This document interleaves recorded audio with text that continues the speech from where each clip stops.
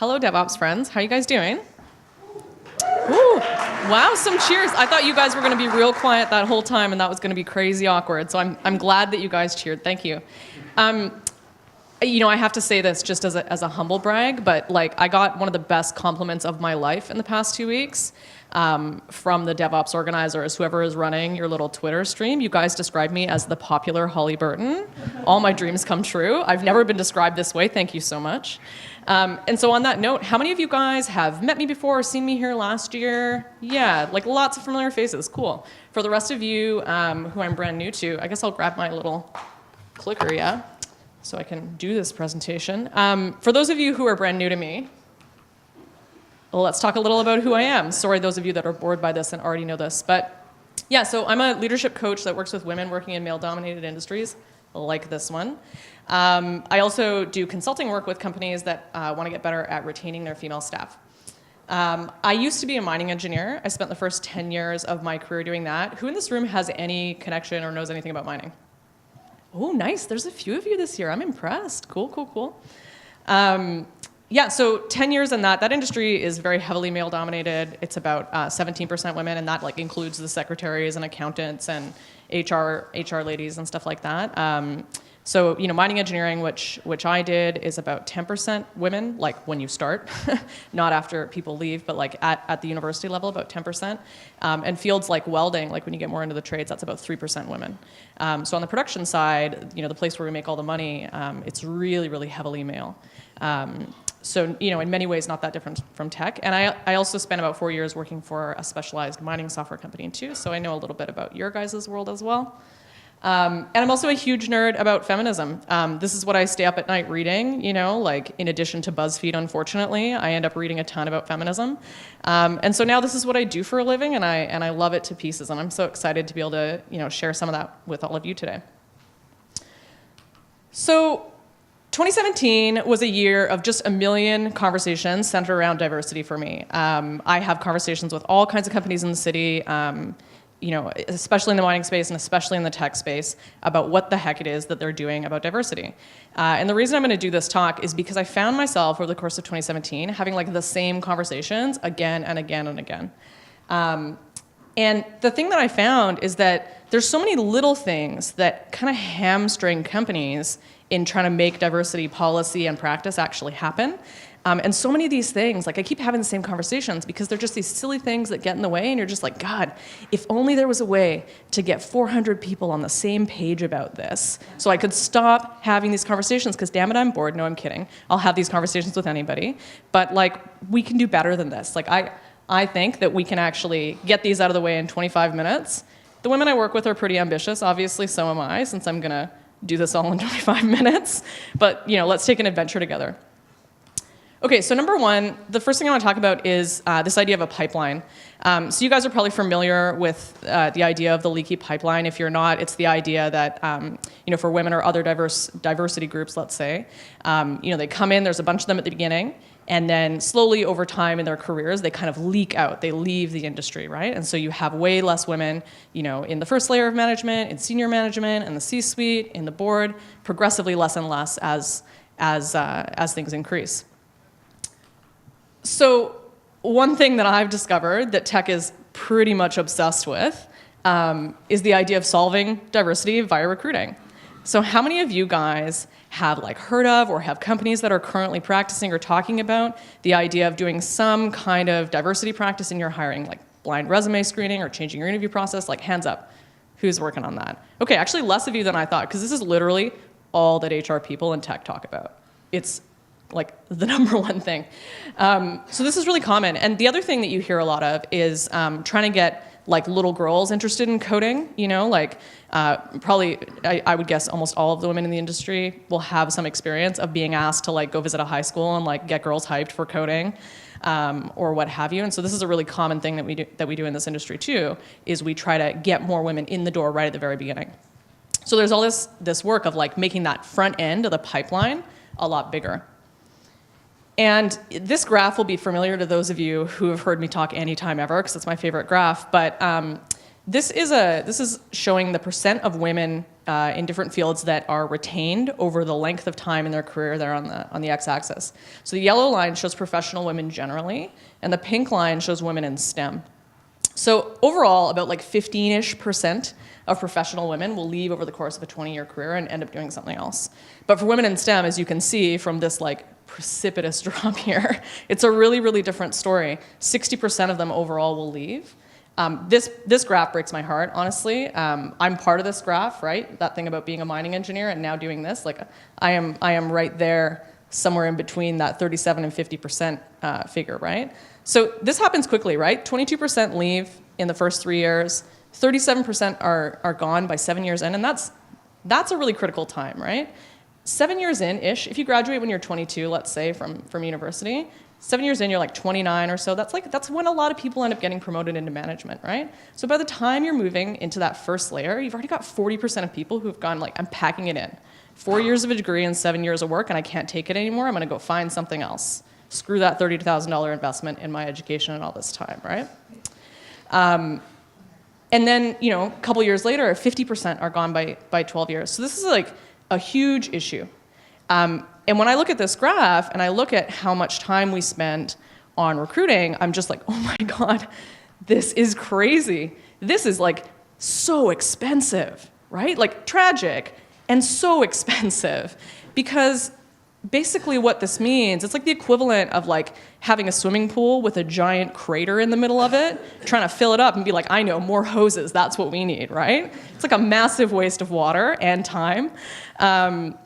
So maybe like solve the crater, right? And I'm not saying, of course, like, look, I think we should get little girls interested in coding. I think that's great. I think we should work on our hiring practices.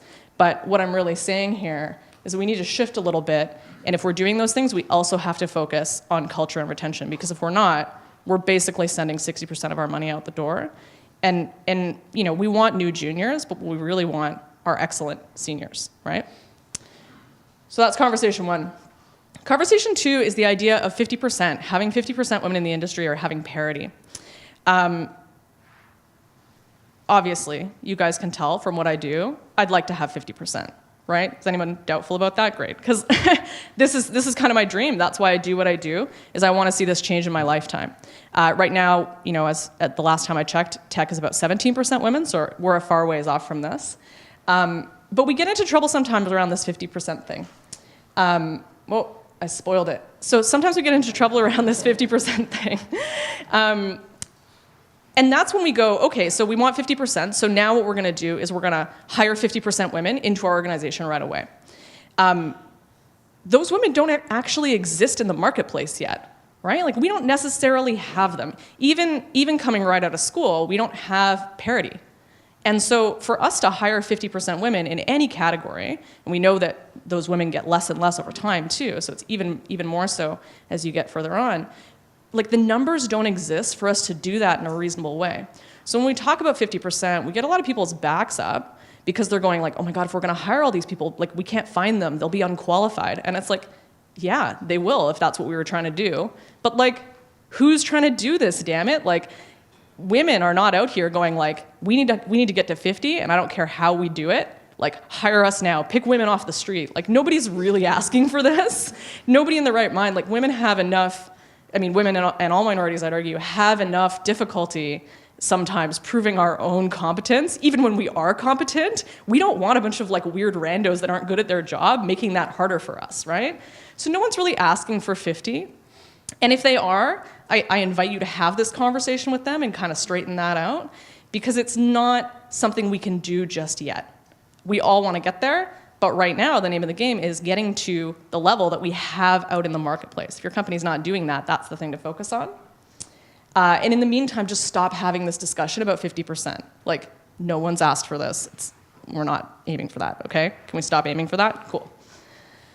And on a similar topic, I want to talk about the idea of like hiring unqualified randos, like the risk of that. Has anyone heard that as an argument about diversity? Like, oh God, if we hire women, we'll hire a bunch of unqualified people. I hear that more than I'd like to.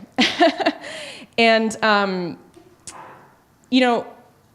I think it's a bit of a caricature about the tech industry, but I see it more so here than I do in other industries. Like, tech has this idea that it's very much a meritocracy, right? That the idea is that if we hire people based on merit, and then we also introduce this idea that we're going to hire more women, then we're going to compromise on that merit thing. And then we'll end up hiring less qualified people. And none of us want that. We want to work with good people. We want to have successful companies, right? So they go, ooh, this feels really risky to me. And like, look, if what we're aiming for is 50%, I'll give you that, right? Yep, I already agree. Hiring women off the street to get to 50, we will end up struggling to meet that merit baseline, right? But as long as we're not doing that, I kind of think this argument is madness. And I want to ask the question, like, who exactly is the unqualified rando here? Or maybe to soften a little bit, like the underqualified rando? Because I'll give you guys a bit of an example about how bias works. So let's imagine, I'm going to explain something and then get into that. So, we know already from tons and tons of research, I'm not going to bore you with all of it now, that women tend to be undervalued, that our experiences are evaluated in an unequal way with men. There's a whole bunch of reasons why that happens. Please come talk to me later on if you want more details.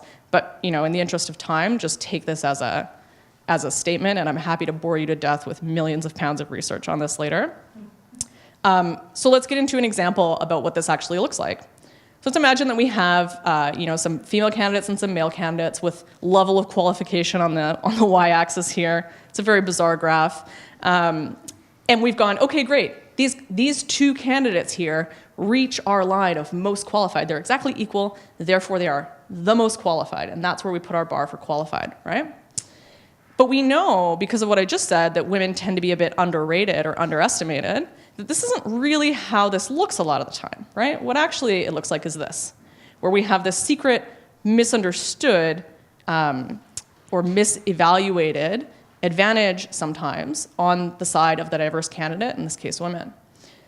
So our line of most qualified isn't really here, it's actually kind of there. Well, it's in both places at once, right?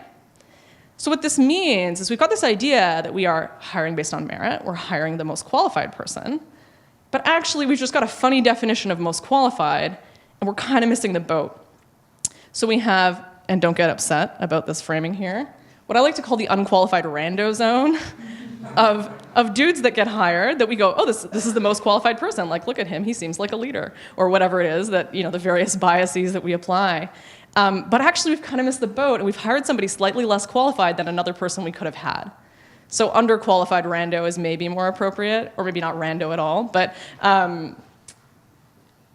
we have all this fear that we are, if we go to hire women, we're going to be ruining our talent pool. Guess what, people? We're doing it. It's happening now. That's kind of how bias works. And it's not that we will be doing it later. It's that it's a feature of the current bias, right?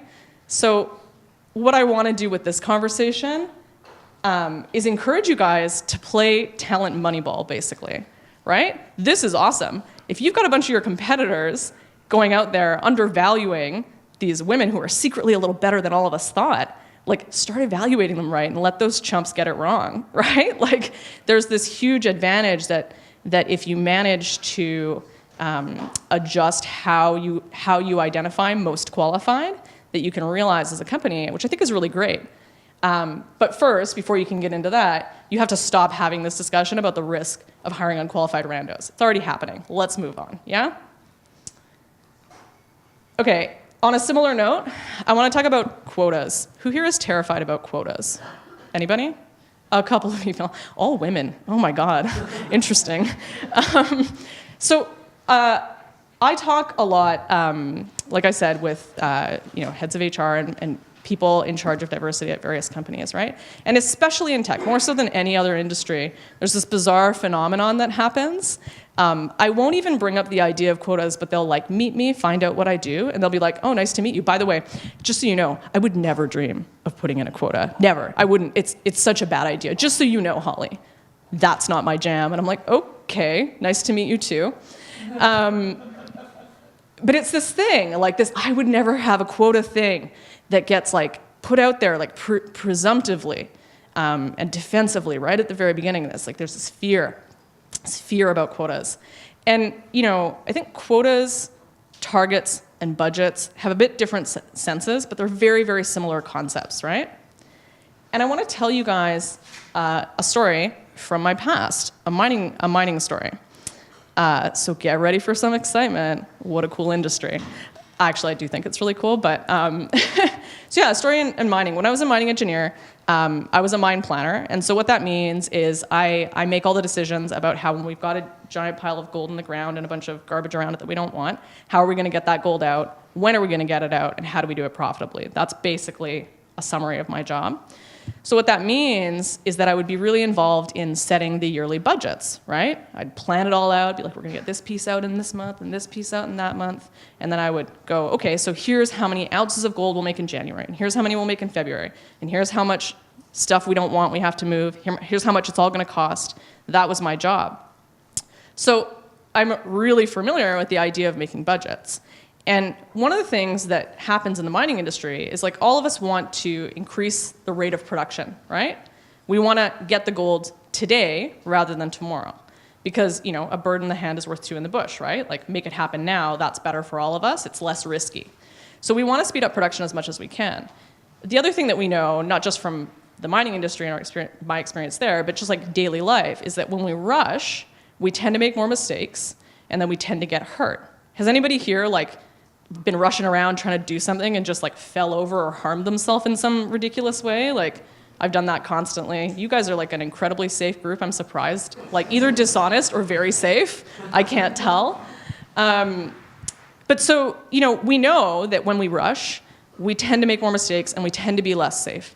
And in the mining industry, it's not like, oh no, I bumped my head. It's like, oh damn, I crashed my truck the size of a house and killed some people. Right? Like, the consequences in the industry are really, really major. And so, you know, I know that the industry doesn't always have the best reputation, but one thing that I do know about the industry is that it takes great pains, despite having very risky work that it does, to not harm people, right? Because morally it has to. We don't want to kill the people that we work with. We don't want to see them not show up to work the next day. That's awful, right? But it's tough because we've got this competing priority of having really good production rates, but also not harming anybody. So what we tend to do in the world of tech is we kind of throw up our hands and we go, oh God, if we put a quota in place, or if we put a target in place, or if we put a budget around what we want to do with diversity, that might force us to hire people that we don't want to hire, right? Like that unqualified rando risk that we already kind of demystified. There's that fear that that might happen. And so they go, oh, it's too risky, I just won't put it in the budget. And, like, you know, I'm here to kind of say, like, put on your big girl panties. We make budgets about this all the time, right? Like, if the mining industry can do it around safety, we can also do it here, and we do it constantly. Like, already the tech industry does this in other areas, right? Like, we do this around, you know, wanting to create more revenue, but also controlling costs. So those are two things that don't necessarily go together, but that are both important business objectives. So we just set targets for both. So you can have a target around diversity, and you can also say, and we won't hire anybody that we don't deem qualified. Those two things don't have to be linked. Does that make sense? So what I want to say here is, if it matters to you, if it's something that you think is a strategic business objective, it has to be in your budget. If it's not, I'd argue it doesn't matter. So I want to encourage everybody here to understand that targets don't necessarily mean, like, that you have to go out and do them. You don't have to hire a random woman off the street to achieve it. But that if something matters to you, you'll actually put in the time to measure it and make that have some teeth, right? And one more thing, I want to talk a little bit about how we measure diversity. So when I talk to people in the industry and I go, like, oh, tell me about, you know, the women in your organization. How many women do you have? They go, like, oh, we have 30% women overall. I'm like, cool story, bro. That tells me nothing. Let's imagine a story of weight loss. You know, svelte and Giselle-like as I am, let's imagine I wanted to lose some weight. So I have this mission. I've got, like, a diet plan. I'm going to, like, see a trainer. I don't know, whatever it is that people would do to do that. And I want to track my progress, right? Because we talked earlier about how if you want something to happen, you've got to measure it. And I desperately want to be Giselle, so I'm going to make that happen. So I'm like, okay, well, I'm going to weigh myself, right? That's how I'm going to measure my progress. And I'm like, oh, I have a bunch of other friends who are also trying to achieve this. So why don't we just all weigh each other together? Like, everybody here at DevOps Days, let's hop on the scale up here on stage. We'll weigh ourselves. In 3 weeks, I'm going to go, like, do a bunch of cardio, eat a bunch of lettuce, and then I'm going to come back here, and we're going to weigh ourselves again. I'll be like, oh my God, amazing. I actually didn't do any cardio, and I ate nothing but pizza. But yet, the number has gone down. I am killing it. Meanwhile, I'm buying new pants and like, it's getting unfortunate, but I'm like, yes, the scale says I am losing weight. But what's actually gone on is my friend Karina's hopped on and she's like naturally very skinny, so much so that when she gets sick for like 3 days, she loses weight because she's not eating enough. And she's lost a bunch of weight and I've like stayed the same or possibly gone up, but I'm getting credit for it. So would you guys encourage me to use this metric, this approach, in trying to become Giselle? Who here would say that's a good idea? Who here would say like, hey, Holly, maybe less people on the scale would help you? Like all of us, right? There's a clear insanity in the choice that I've made to weigh everybody at DevOps Days alongside me. But we do this all the time when it comes to our diversity targets, right? We go like, oh, we've got 30% women in the organization, and it's like, great job. Like you've managed to hire yet another woman HR person. Fantastic. What credit you get? Like you haven't necessarily moved the needle. It's actually fairly easy to find women who are in HR or women who are administrators, right? There are categories within our company that are very heavily female. And if you are trying to move the needle on diversity, I'd argue that you're not necessarily trying to move it for the whole company. If you're playing talent moneyball, what you're trying to do is move it in the places that women are really underrepresented, right? So what we need to do is actually measure what we want to change specifically, right? So to the extent that we can, get those metrics a little more specific and go, okay, well, how many women do I have on my dev team, for example? And if you're not looking at that, you're not really measuring what you need to measure to make that budget happen. Okay, guys, so counting down, 3 minutes and 40 seconds. Here's the recap of things, my recommendations around these 5 conversations that I've been having all 2017. So first of all, focus on retention and not just the pipeline.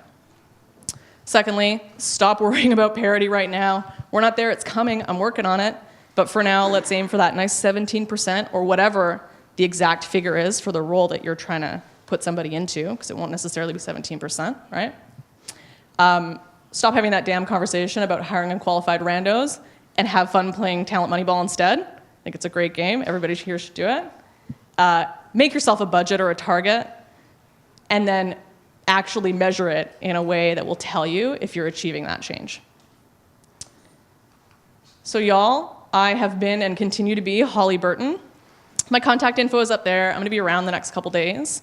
You can ask me questions now. You can ask me questions by stopping me anywhere around here. I'll probably do some kind of open space too.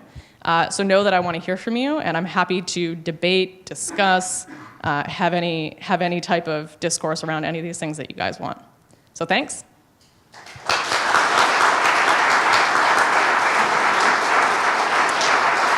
And I'll take some questions. Yeah, I can take a couple questions now if anybody has them.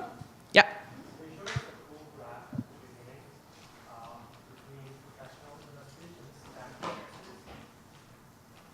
Yeah, I'll get there eventually. We're asking about the cool graph. It's a long presentation. There we go. So I was wondering if there's any research that explains that big gap between professional and retention. Great. So the question is there research that explains the gap between these? And my answer is yes, SCADs, like entire gender studies fields are research around this. And I think the question is really like, why is this happening, right? I think, when people look at this, they tend to, or when people don't look at this graph, when they just think about like women and why they end up leaving mid-career or later, they go like, it's because of the babies. They've all become moms, right? Or the family pressures and stuff like that. And certainly that's a thing. Like that does happen, of course. But one thing that I love about this graph is it really neatly kind of debunks a lot of that. Because like, it's not as if professional women don't also become moms. So there's that 15%. I would argue that in some ways, a lot of that kind of like family pressure mom thing is contained up there. And this other gap that we're seeing is other types of systemic issues within the industry. You can argue that there might be a little bit of distribution in both. But like the issues that make up this bottom half, I could fill an hour talking about. But like some of the things are women's ideas being discounted. You guys have heard about like idea stealing as a concept, where like I say something and then, sorry to call you out, Peter, for example, says I know he's nice, that's why I'm picking his name. But Peter says the same idea, and everyone's like, "Whoa, Peter, so smart! What a good idea!" And I'm just like, "Damn it! How did this happen to me again?" Right? So things like that, where women don't get credit for what they're actually coming up with. We have often got really different standards applied to us. Like, for example, there's the kind of old chestnut and supported by research that men are promoted based on potential and women are promoted based on experience they already have. So basically, if I'm trying to get into my next role, I kind of have to have already done it for anybody to go, "I think she can do it." Whereas with men, they go, "Yeah, that's a leap he can make. We'll put him there." As well, women's successes are attributed to luck a lot of the time, whereas men's are attributed to skill, and vice versa with mistakes. So if I make a mistake, that's my fault because of my skills, but if a man does it, it's because of luck. So these are like just a tiny, tiny list. There's like, to begin to kind of enumerate that, it's just massive. I'm happy to have more of an open space on this, but I don't want to sit here and be like this and this and this and this and this up on stage. So I hope that gives you a bit of a taste. Somebody else? Yeah. So that drop, does it also account for women who move out of technical skills, technical positions, like say lateral movement within the company from like a technical position to not management but another department altogether? So I believe so. It's been a while since I've like fully read this study. It's like a long study. I can tweet about this later so you guys have the links of where you can find these. But so the actual study that this comes from is based on like a longitudinal study from US Department of Labor data. So I believe so. And another place that references this study is a really interesting report about women in STEM specifically. And what it talks about is that when women leave, about half of them leave the industries altogether and don't do anything in them. And then the half that do stay involved in the industry in some way, a portion of them end up working for government, so still kind of involved, but working on the government side as opposed to in the public sector. And then another sort of 50% of that, like 25% overall, I guess, of the ones that leave end up doing like parallel tracks, like what you're talking about. Like they'll transition into HR, or they'll transition into some other field that's not highly technical. If you're talking about like the difference in like highly technical role versus like people manager role, but still within tech, I don't have that division. I can't tell you. 37 seconds. Does anyone have a real quick one? Is this like the studies in US studies, is the problem the same scale in other countries, for example, or is it more less? So you definitely see differences between countries. For example, one of the things that's a huge factor in the States that wouldn't be as much in certain countries in Europe would be around like parental leave. There's famously like effectively none in the US. We have some amount of it here.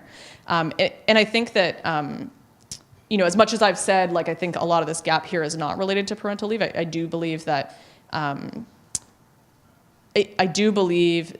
difference in the gender difference in parental participation in children's lives has a big impact, but it shows up in a lot of smaller ways, like women doing more work at home, having less time to devote to their careers, working less hours, even while working full time. Like there's a whole host of things, and even in Quebec, which has very long paternity leaves, you start to see effects where more men are more involved in their children's home lives, and then therefore women have more ability to participate in the workforce.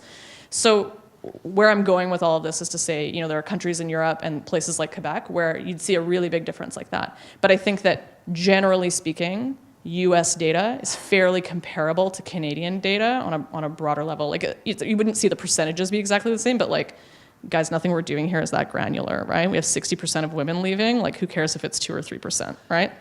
It's going to be close enough. Okay, I'm going to wrap it up. Thank you so much. If you've got more questions, please come find me later. Thanks.